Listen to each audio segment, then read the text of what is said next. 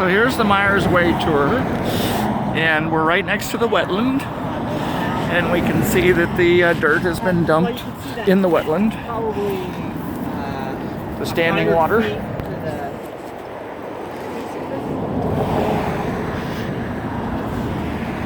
And it's not just dirt, it's trash, and it's got rubble in it, and we've just been informed that there's a lot of jurisdictions here. So apparently one hand really doesn't know what the other hand is doing. So anyway, thank you for SPU for picking this up. It's often standing water, and we'd really like to find out what we can do for the help of this. As you can see, it's right near the roadway. It's runoff from the roadway as puddles collect. So if we go down here, we'll see more of those standing water.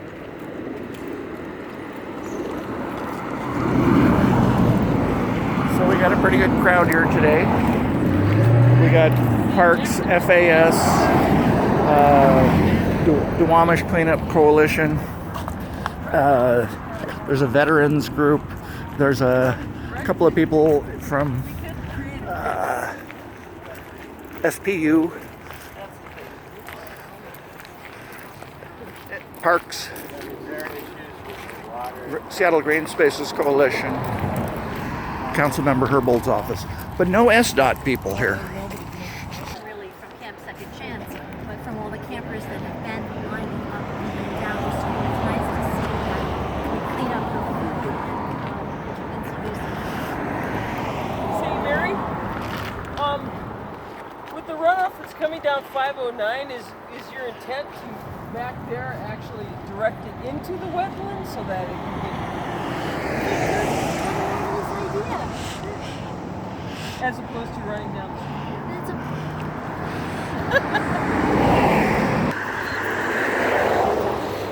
I think so. Yeah, there's so much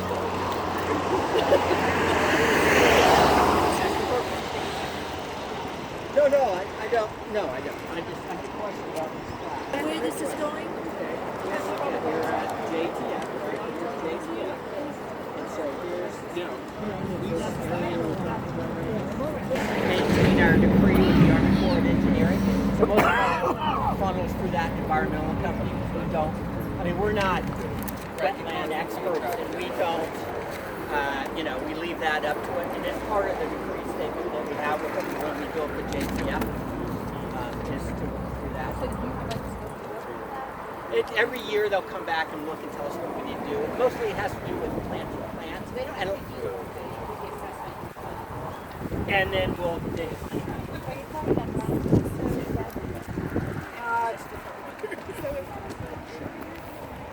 I sure can.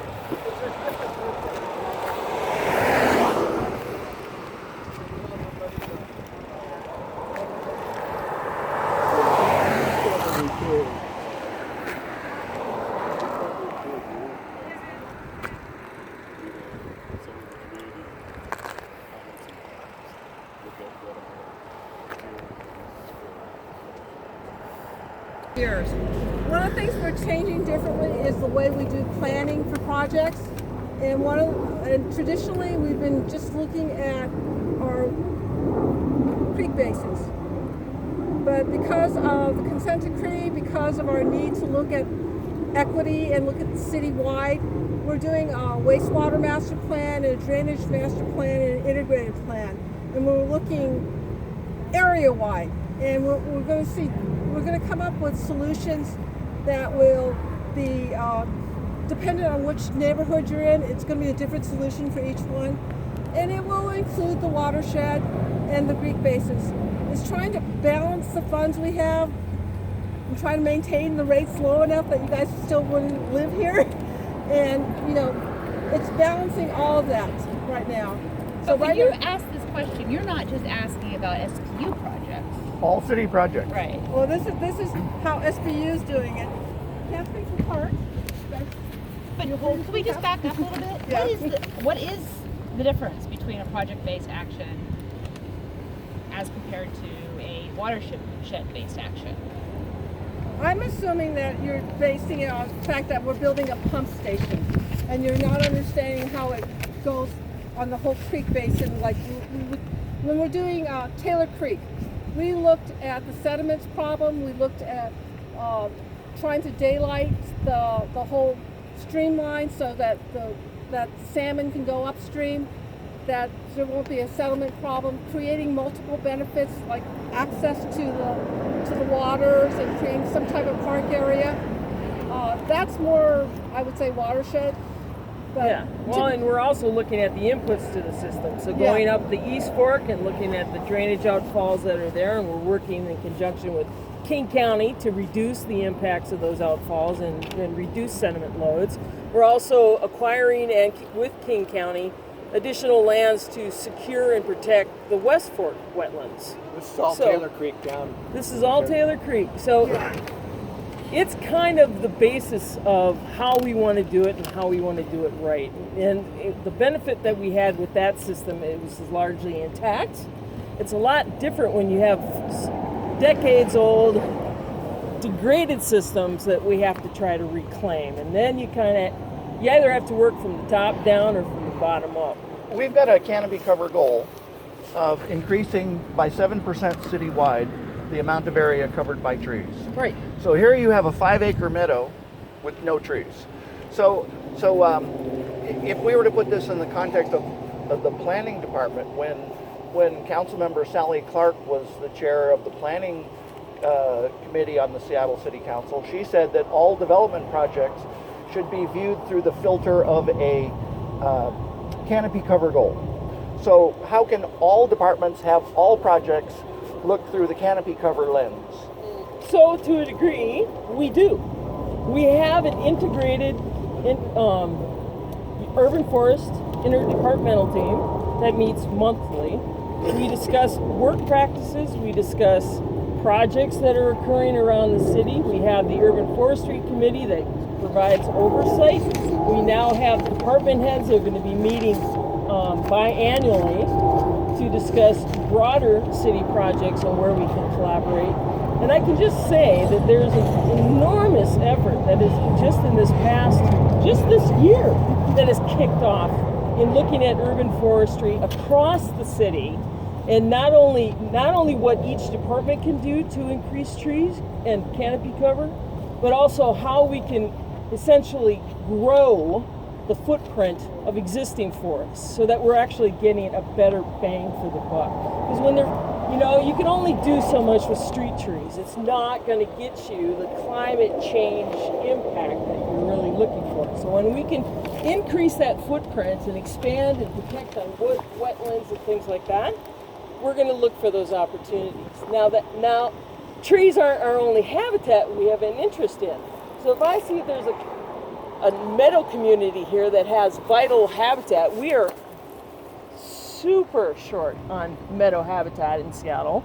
And if there's places where we can secure and protect and grow that environment as well, I'm all for it. The killdeer are nesting between here, the wetland here, and the JTF. Yep. The JTF is now storing a bunch of pumpkins. Yep, and I just noticed when I pulled up to the wetland that there's yellowthroats all over the place in there. So everybody's coming in, everybody's nesting big time right now. I was going to say for Seattle Parks and Recreation, when we have individual projects too, we have to often do a SEPA checklist, the State Environmental Protection Act checklist. So you have to look at drainage and wildlife and habitat corridors, and then we also are working very closely with all of the other departments. SDOT also has trees. We work with SPU on myriad of projects. Yeah, we have partnerships galore. Many partnerships, so we really try to work together. And then we do have a Green Seattle Partnership Unit that's, I think it's under your group now. Certainly we're trying to do tree preservation, and then there are policies too. If we have to take out a tree, it's a 2-for-1 tree replacement policy. So we're trying it from a number of different ways, to try to make sure to protect the environment while allowing some development as appropriate. We would like to work with the various departments for wetland restoration in a way that brings the community involved, that educates youth, and that meets with the equity and environment agenda. So I really appreciate Councilmember Herbold bringing us all together so that we can follow up on this. The Seattle Green Spaces Coalition has met with a diverse group of organizations and individuals. We formed a Myers Way Vision team, and Grace, who's a member of that team, has acquired some funding for wetland restoration. So do you want to take a minute and tell us a little bit about that, Grace? Well, it's a Puget Sound partnership funding called NTA, Near Term Action. Okay. And originally was planned for another piece of property that was sold. And so we've been able to transfer that project here.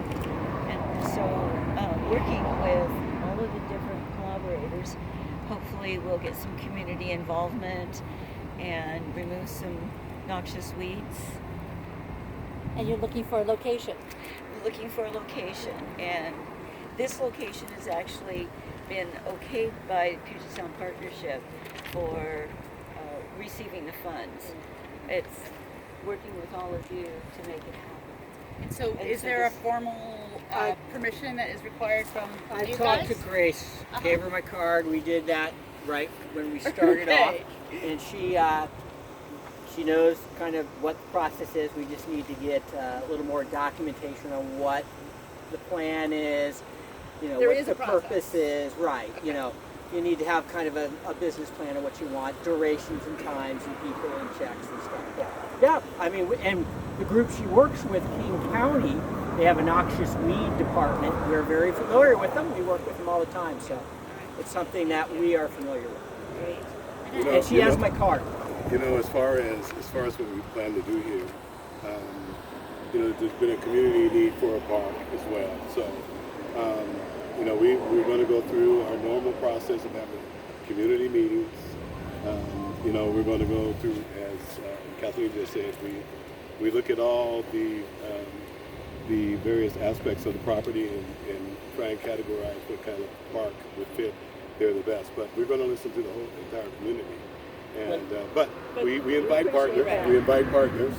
We invite partners. That we work all the time with partners. And like I said, you know, the Green Seattle Partnership is under us. And so one of the things that I've heard frustration from community members about is that can't begin until you receive the property, and you're not going to receive the property for many, many years because of the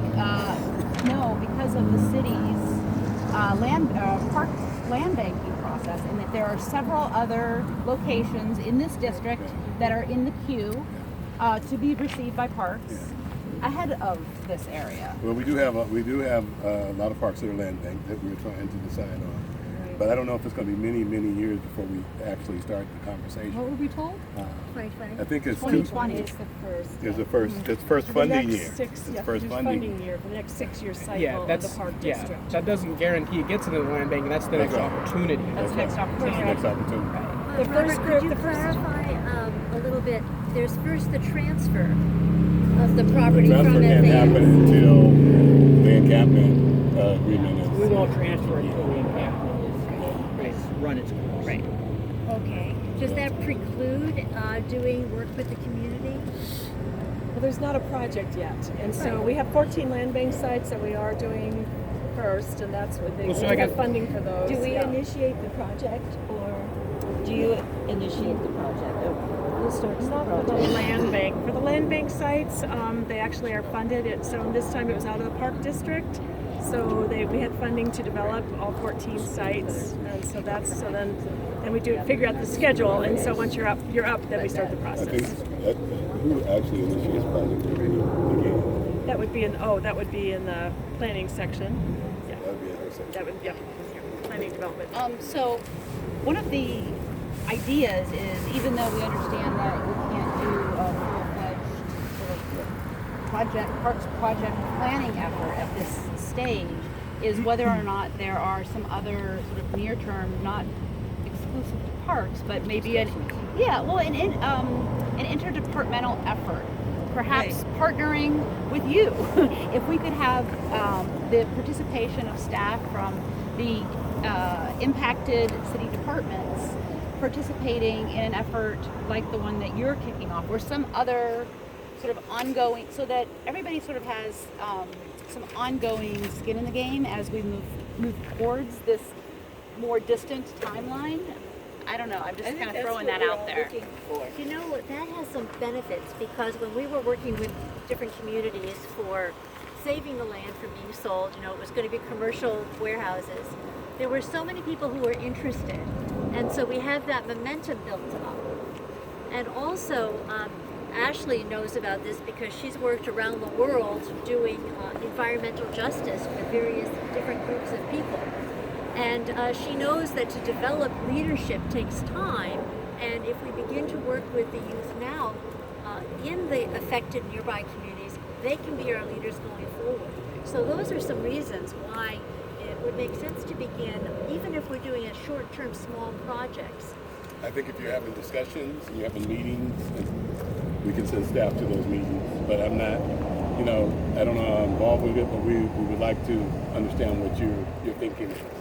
So we would, if you can invite us, we'll send staff. And does Parks ever do its green partnership? Well, should I say, does the city ever enter into green partnership projects that are not on park? I'm just thinking that those are other resources that might be. It's a limited basis. It's kind of critical areas that we identify. Like we did some restoration, because I also am involved with the Green Seattle Partnership. We did some restoration of the hillside as you go up Admiral Way. Yeah. And there was an area there that was in danger of kind of hillsides and illegal dumping and stuff. So Green Seattle Partnership went in there with contractors and actually kind of cleaned it up and did some quick planting. But those are very selective, very unusual circumstances where it's almost entirely, the whole project was set up to restore and improve the open spaces within the parks. But, you know, I'm thinking with the kind of thinking that's going on in the city now, we're all working together. In some cases, we are doing things like that. I think the thinking's there that we're through the Office of Sustainability, we're interested in the canopy, and we have goals and we have work to do. I think that there's a possibility that sometimes we do. Right, and in when this it's case, necessary. it's not private land, right? It's just owned by a different department of the city. No, departments work together. Yeah. We work together with FDOT exclusively on storm response. We work with them exclusively with our urban forest and their part of the Green Seattle Partnership, so and SBU. So we all work together. Just give a chance to segue to citizen science. Do we, was that? Well, before we skip over it too much, we answer the question number 2 of where the water has been tested currently from the water report that you sent, Bob. I'm sorry, let's put Where the water was previously tested, as you where did. it was. Yeah. Yeah. Madeline mentioned that it's not. We talked about the fact that it's not done regularly and that it's done on a periodic basis. But I don't think the specific question was answered. When was it done most recently, and what did you find out? When and where? I'll have to. We know the The when. last one we did was on January 2017. Right. And typically, we have a spill response crew, and they do a lot of testing. When they see that the water quality, neighbors or anybody calls in, we respond. If there's an accident on the freeway and there's oil spills, we respond. So they're into all of that. We also have another group that Jonathan Froh, she works very closely, like in the Thornton, and I think It's primarily in the Thornton Creek. yeah, we do a watershed lot right of sewage testing. Testing the waters to see if there's illicit discharges. Sometimes they find apartments that are hooked into the water stream. And So on January 2017, Yeah. what did you find? No detectable level. No detectable level. It was, they tested for people. we found trash, but no detectable. It was between 509 and Myers Okay, so down there. down there. Okay, yeah. And all I know, I don't have the actual readings, but he said that I talked to him yesterday. And he said no detectable level. No detectable levels across the board as far as like pH or nitrates, phosphates. I think he only tested for fecals, but I would have to look. That's what we typically test. It's kind of like standardized pH and all that The stuff. connection was, there was a concern about the connection with the homeless people relieving themselves in the wild. And so that was what prompted us to.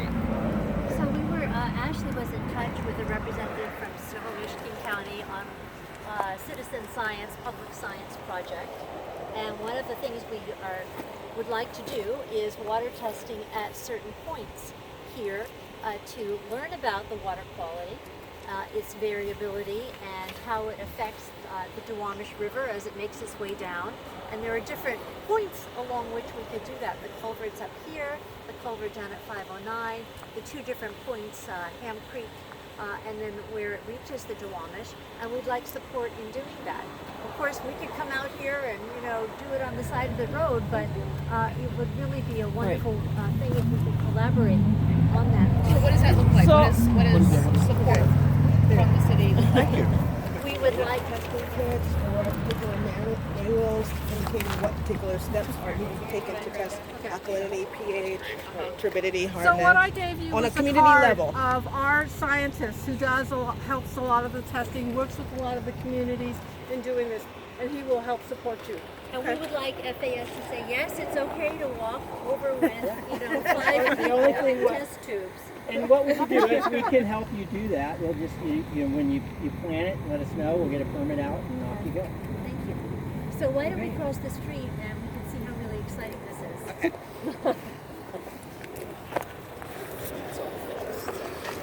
Let me just go down. It's a learning experience for everybody. It's my Thank you, Michael. Right down there.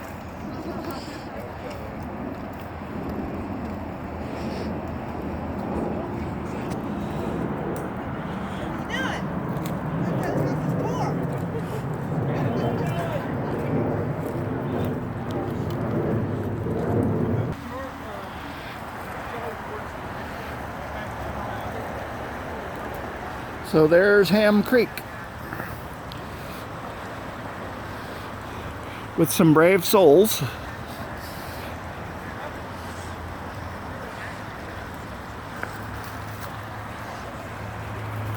And several braver souls.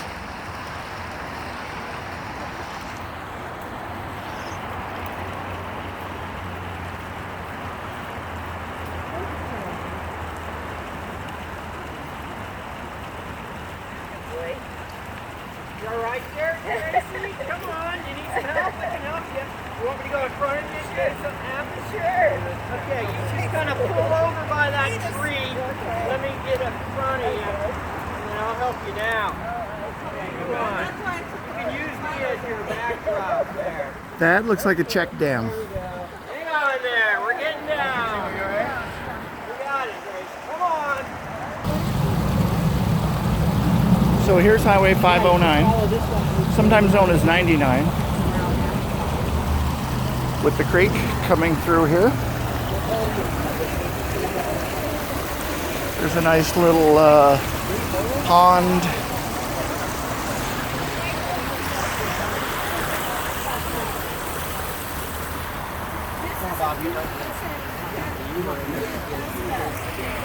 You're leading it. And I have one more camera.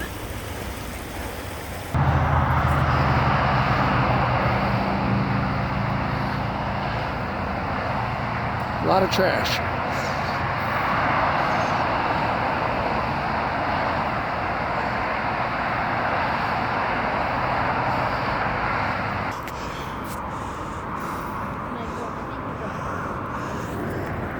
Yes.